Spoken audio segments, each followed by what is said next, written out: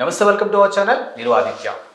తెలంగాణ పాలిటిక్స్లో హీట్ ఎక్కుతున్నటువంటి అంశం ఏదైనా ఉంది అంటే పాడి కౌశిక్ రెడ్డి వర్సెస్ అరకపుడి గాంధీ.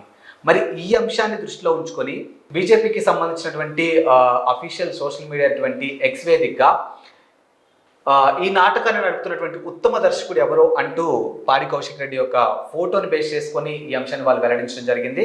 మరి ఇది వాళ్ళు ఏ ఉద్దేశంతో పెట్టారో తెలుసుకునే ప్రయత్నం చేద్దాం. సో ప్రస్తుతానికి మనతో పాటు స్టూడియోలో ఉన్నారు ప్రముఖ political analyst and senior journalist Jagdev గారు. సార్ అడిగి తెలుసుకుందాం. సార్ నమస్కారం. సార్ నమస్తే. తెలంగాణ పాలిటిక్స్లో ఇప్పుడు బాగా వినిపిస్తున్న అంశం ఏదైనా ఉంది అంటే పాడి కౌశిక్ రెడ్డి వర్సెస్ అరకపుడి గాంధీ. సో ఇద్దరు బీఆర్ఎస్కి సంబంధించిన నేతలని చెప్పొచ్చు. మరి వీళ్ళని ఉద్దేశించి బీజేపీకి సంబంధించినటువంటి అఫీషియల్ సైట్లో ఈ నాటకాన్ని నడుపుతున్న ఉత్తమ దర్శకుడు ఎవరు అంటూ ఆయన ఫోటో మెన్షన్ చేయడం జరిగింది. మరి అసలు వీళ్ళు ఏ ఉద్దేశంతో దీన్ని మెన్షన్ చేసి ఉండొచ్చు? వాస్తవానికి మీరు అన్నట్టు దాన్ని ఏమంటారు, బర్త్రఫ్ కాదు, అదే జంపు జిల్లాలకు సంబంధించి ఎవరైతే బీఆర్ఎస్ కండువాతో కానీ బీఆర్ఎస్ బీఫామ్స్తో పాటు గెలిచిన వాళ్ళు ఉన్నారో వాళ్ళు కాంగ్రెస్ కండువా కప్పుకోవడం, కాంగ్రెస్ తీర్థం పుచ్చుకోవడం అనేది ఎంతవరకు సమంజసం అనే దాని మీద ఎప్పటి నుంచి వాడివేడి చర్చ జరుగుతుంది. మొత్తం మీద బీఆర్ఎస్ వాళ్ళు కూడా మేము న్యాయ నిపుణుల సలహా తీసుకోబోతున్నాం. కేటీఆర్ గారు అయితే ఓపెన్గా స్టేట్మెంట్ ఇచ్చారు, దీనికి మేము అవసరమైతే సుప్రీంకోర్టు వరకు వెళ్తాము. ఇటువంటి వాళ్ళని ముందుగా సస్పెండ్ చేయడం కాకుండా ఆ పదవికి అనర్హులు లేదా మళ్ళీ బై ఎలక్షన్ వచ్చే పరిస్థితి తీసుకొచ్చేలాగా మేము న్యాయ నిపుణుల సలహా తీసుకుంటాం. మొత్తానికి అది వాడివేడి చర్చ జరుగుతుంది. అయితే ఈ అంశము కాంగ్రెస్ బీఆర్ఎస్ మధ్య నడుస్తున్న వ్యవహారం. మీరు అడిగిన క్వశ్చన్ బాగానే ఉంది. బీఆర్ఎస్ నుంచి కాంగ్రెస్లోకి వెళ్ళారు. గతంలో కాంగ్రెస్ వాళ్ళు చాలామంది బీఆర్ఎస్లోకి వెళ్ళారు, మంచి పదవులు పొందారు. అప్పుడు కాంగ్రెస్ ఇలాగే నెత్తి నోరు కొట్టుకున్నా బీఆర్ఎస్ స్పందించినారు. ఇప్పుడు బీఆర్ఎస్ నెత్తి నోరు కొట్టుకుంటుంటే కాంగ్రెస్ కూడా పట్టించుకోవట్లేదు. అఫ్ కోర్స్ ఎవరు లీడర్కి సంబంధించిన ఆ లీడర్లు తెర వెనుక ఉండడం సహజం. ఖచ్చితంగా కాంగ్రెస్ కూడా 64 సీట్లతో ఉంది కాబట్టి, బొటాబెట్టిగా ఉంది కాబట్టి కొంచెం స్ట్రాంగ్ అయ్యే దిశగా, బంధం పెంచుకునే దిశగా లాక్కుంటుంది. ఇప్పటికే ఒక 9 మంది ఎమ్మెల్యేలు, 6 ఎమ్మెల్సీలు కూడా అటువైపు మొగ్గు చూపుతున్నారు. అది పక్కన పెట్టండి.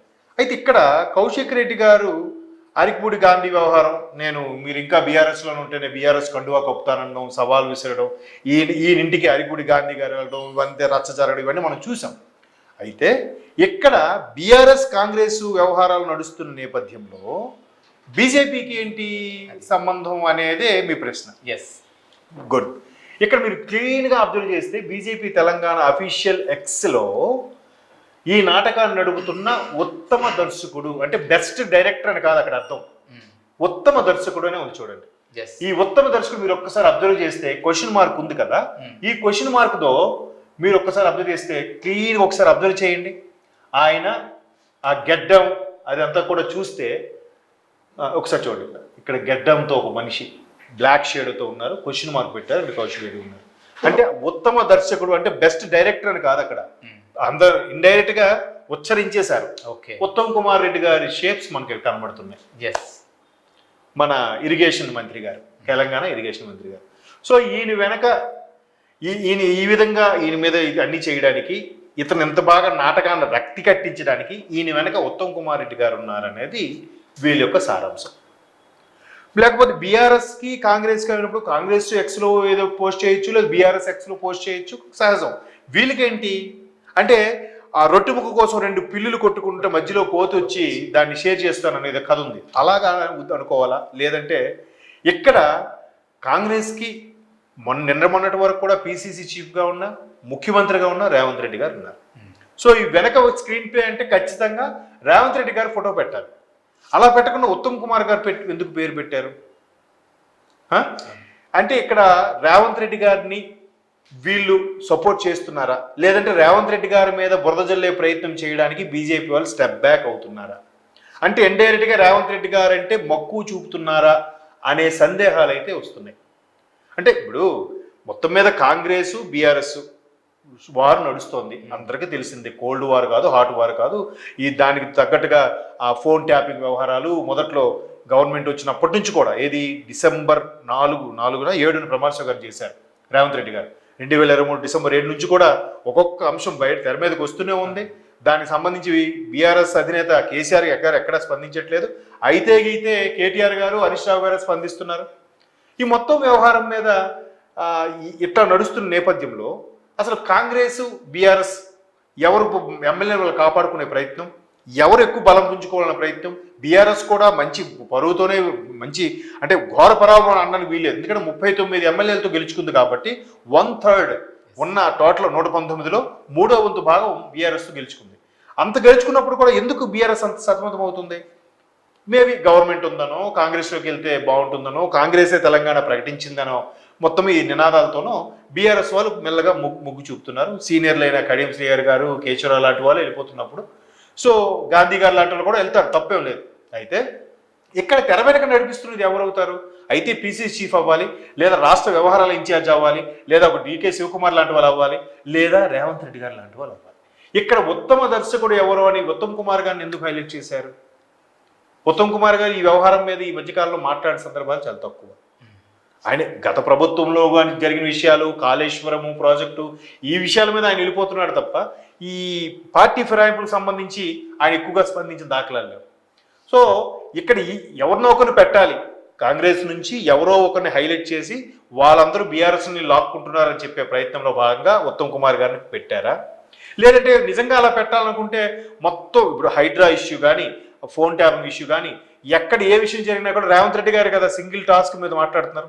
మంత్రులు కూడా అంతగా మాట్లాడలేదు. ఇప్పుడు భట్టి గారు ఉప ముఖ్యమంత్రిగా ఉన్నా కూడా బీఆర్ఎస్లో ఒక కౌంటర్ ఇచ్చినా, బీజేపీలో కౌంటర్ ఇచ్చినా కూడా ఇమీడియట్ కౌంటర్ అటాక్ ఒక్క రేవంత్ రెడ్డి గారే. చూడండి, ఎవరైనా కౌంటర్ అటాక్ ఇస్తే దాన్ని ఇమీడియట్గా నెక్స్ట్ ఎక్కడ పార్టిసిపేట్ చేసినా, ఏ సభలో పాల్గొన్నా రేవంత్ రెడ్డి గారు కౌంటర్ అటాక్ ఇస్తున్నారు. అటువంటి రేవంత్ రెడ్డి గారి ఫోటోను పెట్టి క్వశ్చన్ మార్క్గా పెట్టున్నా బాగుండేది. ఇక్కడ ఉత్తమ్ కుమార్ గారి ఫోటోని షేడ్స్లో పెట్టడం అనేది రకరకాల అనుమానాలు తావిస్తుంది. ఇందాక మీరు చెప్పినట్టుగా 2 పిల్లులు రొట్టు ముక్క కథలాగే ఇక్కడ బీజేపీకి వచ్చే లాభం ఏంటి? మేబీ బీజేపీ కూడా బలం పుంజుకునే దిశగా, అసలు మొన్న 2023 ఎలక్షన్స్లో బీజేపీయే ఫస్ట్ ప్లేస్లో ఉంటుంది, సెకండ్ ప్లేస్లో బీఆర్ఎస్ ఉంటుంది, థర్డ్ ప్లేస్లో కాంగ్రెస్ ఉంటుంది అనుకున్న నేపథ్యంలో అనూఖ్యంగా కాంగ్రెస్ ఫస్ట్ ప్లేస్కి వెళ్ళిపోవడం ఏంటి, బీఆర్ఎస్ సెకండ్ ప్లేస్కి వెళ్ళడం ఏంటి, ఫస్ట్ ప్లేస్లో ఉంటారు కూడా బీజేపీ వెనక్కి వెళ్ళిపోవడం ఏంటి? అంటే వీళ్ళు చేసిన తప్పిదాలేనా? ఎలక్షన్స్ ముందు కూడా బీజేపీ వాళ్ళు బీజేపీ రాష్ట్ర ఇన్ఛార్జ్గా ఉన్న బండి గారిని ఎందుకు మార్చారు? మార్చడం వల్ల వాళ్ళ గ్రాఫ్ పడిపోయిందా? ఇలా రకరకాల అనుమానాలు తాగుస్తుంది. ఇలాంటి నేపథ్యంలో బీజేపీ ఇలా ట్వీట్ చేయడం వల్ల సో వాళ్ళిద్దరూ ఇదే అవడం వల్ల ఎవరెవరైనా ఉంటే వాళ్ళని తీసుకునే ప్రయత్నం చేస్తున్నారా? లేదంటే గతంలో కూడా కొన్ని రూమర్స్ వచ్చాయి. ఇప్పుడు లక్ష్మణ్ గారు లాంటి వాళ్ళు ఏం స్టేట్మెంట్ ఇచ్చారు? పార్లమెంట్ సార్వత్రిక ఎన్నికల తర్వాత రాష్ట్ర ప్రభుత్వం ఉంటుందో ఓడుతుందో తెలియదు, రాష్ట్ర ప్రభుత్వం కూలిపోవచ్చు, ఇలాంటి వార్తలు కొన్ని వచ్చాయి. తర్వాత రేవంత్ రెడ్డి గారు బీజేపీలో కలుస్తారు, బీజేపీతో పాటు సమన్వయం, రకరకాల వార్తలు, అవన్నీ గాసిప్స్ అని నేను అనుకుంటున్నాను. సో ఈ మొత్తం మీద ఈ గాసిప్స్ అన్నింటినీ కూడా ఎట్లాగా చేస్తున్నప్పుడు కూడా అక్కడ రేవంత్ రెడ్డి గారిని హైలైట్ చేయకుండా ఉత్తమ్ కుమార్ గారిని హైలైట్ చేయడం వెనుక మేబీ మీకు వచ్చే డౌట్ వాస్తవం అయిండొచ్చు. కౌశిక్ రెడ్డి గారు మొత్తం మీద ఇంతవరకు నాకు తెలిసి బీఆర్ఎస్ లీడర్ అయినా కూడా గత చరిత్ర చూస్తే అంతగా ఫెమిలియర్ కాదు. బట్ ఒకే సామాజిక వర్గం చెందిన వ్యక్తిగానా, లేదంటే చుట్టా బంధుత్వం ఉన్న సందర్భంగానా, లేదు బంధుత్వం ఉంది కాబట్టి ఆ బంధుత్వం ఉన్న వెనక ఉత్తమ్ కుమార్ గారిని పెట్టి ఆ ఉత్తమ్ కుమార్ గారు వెనక రేవంత్ రెడ్డి గారి స్క్రీన్ ప్లే ఉందని కూడా పెట్టొచ్చు. అలా పెట్టకుండా ఓన్లీ ఉత్తమ్ కుమార్ గారిని హైలైట్ చేయడం వల్ల మీకు వచ్చే అనుమానం వాస్తవం అయిండొచ్చు. బట్ ఏది ఏమైనా గవర్నమెంట్ కూలిపోతుంది, లేదంటే బీజేపీకి సపోర్ట్ ఇస్తారు, బీజేపీకి గతంలో మోదీ గారు కూడా నా పెద్దని ఇలాంటి రేవంత్ రెడ్డి గారు అంటాం, ఇట్లాంటివన్నీ కూడా ఒక రకమైన అనుమానం తావిస్తుంది. కానీ ఇవాళ రాజకీయ పరిస్థితులు ఏది ఎటు చెప్పలేం. అందరూ కూడా అదొక ప్రొఫెషన్గానే ఫీల్ అవుతున్నారు, సర్వీస్గా ఫీల్ అవుతున్నట్టు నాకు అనిపించట్లేదు. సో ఇవాళ ఇందులో ఉన్న వాళ్ళు రేపు వేరే దాంట్లో కూడా ఉండొచ్చు. బట్ చూద్దాం ఎటువంటి మలుపులు తిరుగుతుందో అనేది. Let us wait and see. Thank you.